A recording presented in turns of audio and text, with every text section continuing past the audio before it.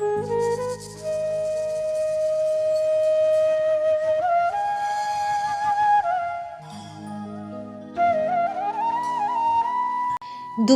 खौरां सानसुमा बसुमतारीया गोबाव समनिफ्रायनो बेरामाव गोग्लैना थाबायनो हायै थासारियाव दं।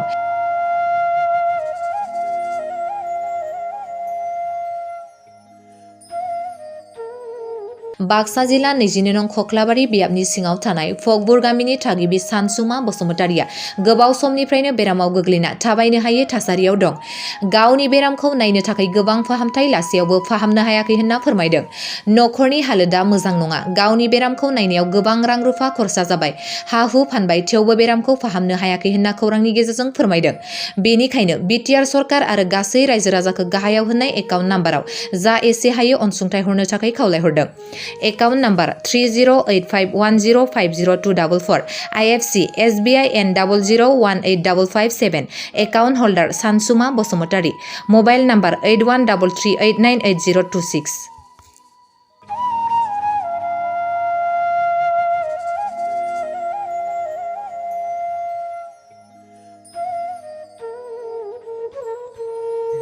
खुलुमबाय, आंनि मुङा सानसुमा बसुमतारी, अर्थात आंखौ हालेमबो होननानै मिथियो। आङो फकबुर गामिनि। आं ओरैबायदि मोनसे समस्या जाना दङ बेरामाव गोलैनानै। आङो अपारेसन जाखांबाय मोनसे आथिङा। बियो हिप जइन्ट पेन होनना बुङो। बेखौ माने हास'नानै जरायाबा जाया आरोखि, सोलायाबा। बेनि उनाव आं सोलायखांनानै दा मोजांद्राय मोनाखै। मास मोनब्रैयानो जाबाय।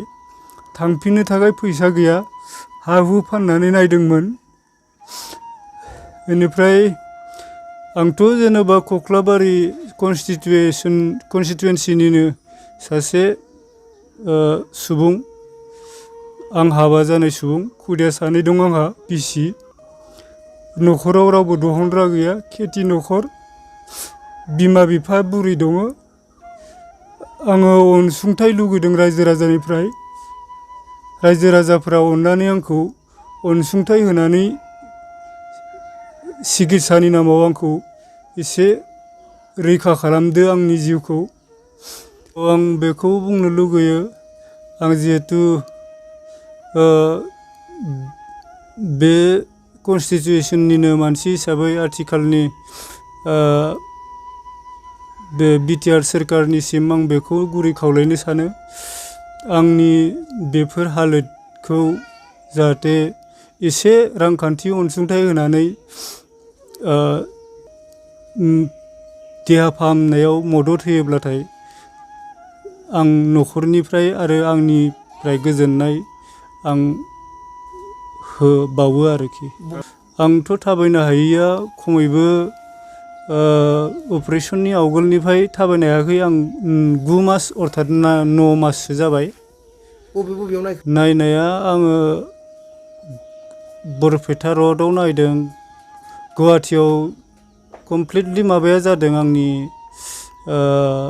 अपारेसना जादों। गाहायाव आंनि एकाउन्ट नाम्बारखौ होनाय जाबाय।